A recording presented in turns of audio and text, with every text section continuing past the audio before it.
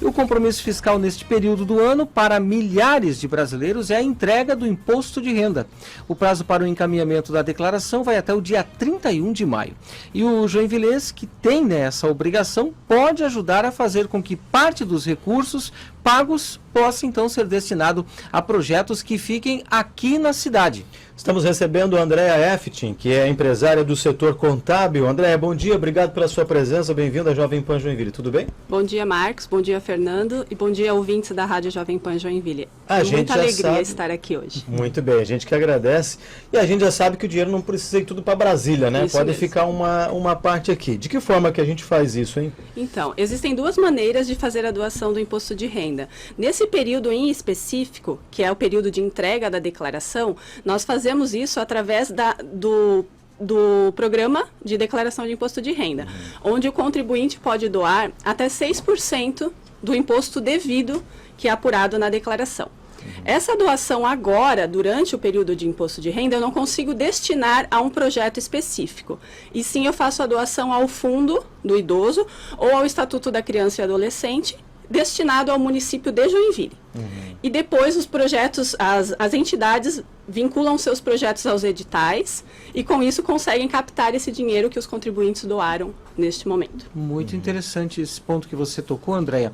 Mas aí eu lhe pergunto, como é que é feita essa decisão de investir nesses projetos e também como é que é feito esse direcionamento? Perfeito. Então, basta uma cultura de que eu imagino, como contribuinte, que é melhor o dinheiro ficar na minha cidade do que ir para Brasília. Então, isso é uma questão cultural, que nós estamos aumentando muito na região. Eu percebo, enquanto contadora, que essa cultura vem aumentando, mas ainda precisamos muito mais doações.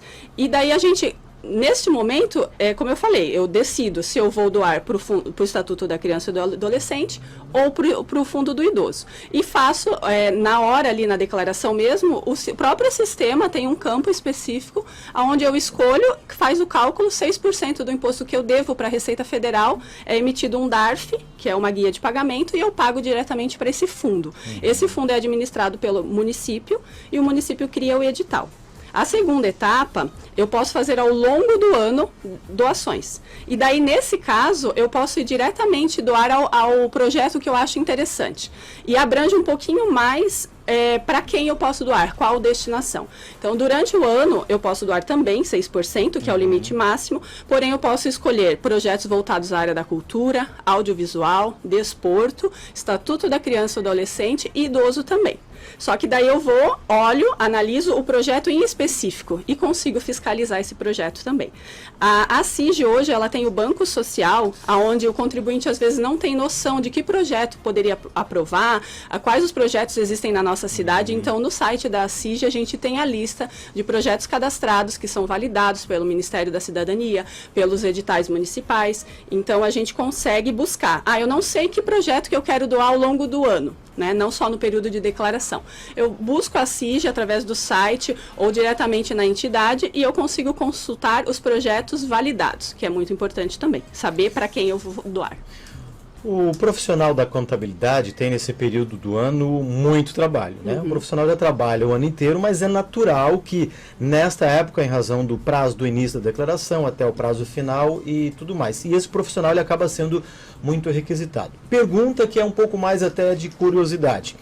O profissional que vai fazer a declaração, ou para pessoa física ou jurídica, ele tem mais trabalho ao informar que parte desse dinheiro pode ser destinado a projetos sociais ou não? Demora mais fazer esse tipo de declaração ou não? Porque a gente sabe que tem profissionais que ganham por volume de declarações feitas.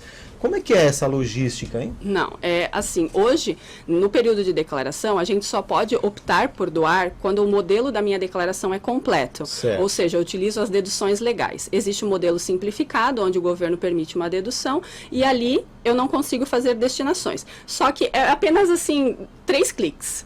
Eu tenho um campo na declaração de imposto de renda, onde eu vou selecionar o fundo que eu quero, ou o Estatuto da Criança, o Fundo do Idoso ou Estatuto, seleciono se vai ser destinado para o federal, estadual ou municipal. então é o segundo clique, Sim. e depois eu coloco, digito o valor que eu quero doar. O sistema já calcula automaticamente o máximo, que é o 6%. Se eu tenho doações ao longo do ano calendário, o sistema já deduz esse valor, ou seja, doei, um exemplo, 3 mil para um fundo ao longo do ano. Aí eu só posso doar mais X valor, porque 6% é o total. Então, isso não aumenta o nosso trabalho, é uma conscientização, inclusive o nosso conselho tem trabalhado muito nisso, o Sindiconte da região, o SESCOM, que são entidades da área, tem trabalhado muito para incentivar o contador a ajudar o contribuinte a fazer isso neste momento de declaração. Andréia, você como autoridade no assunto, né? Quais são as maiores dúvidas que chegam até vocês através dos contribuintes?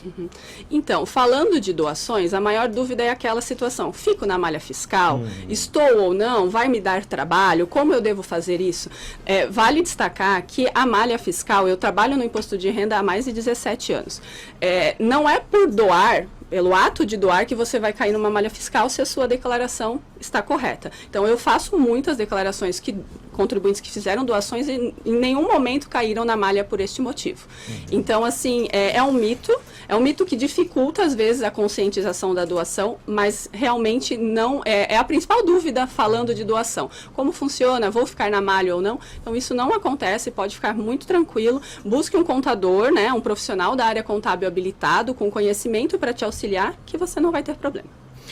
André, para finalizar, esse assunto até já foi discutido aqui no Jornal da Manhã, mas quero aproveitar a sua presença, porque a gente teve, quando aconteceu a mudança de governo, aquela história de que, olha, agora o governo aumentou a questão, mudou a alíquota no que diz respeito a quem ganha R$ 1.800, vai ter que pagar imposto de renda e tudo mais. Aquilo não passa de uma atualização, né?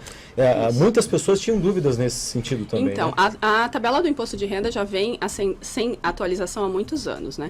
Então, hoje, continua para esse ano R$ 28.559,70 anual para você ter que fazer declaração de imposto de renda. Então, o governo fez o quê? Ele lança agora uma atualização onde quem vai ganhar até 2 salários mínimos, teoricamente, não vai precisar pagar imposto de renda.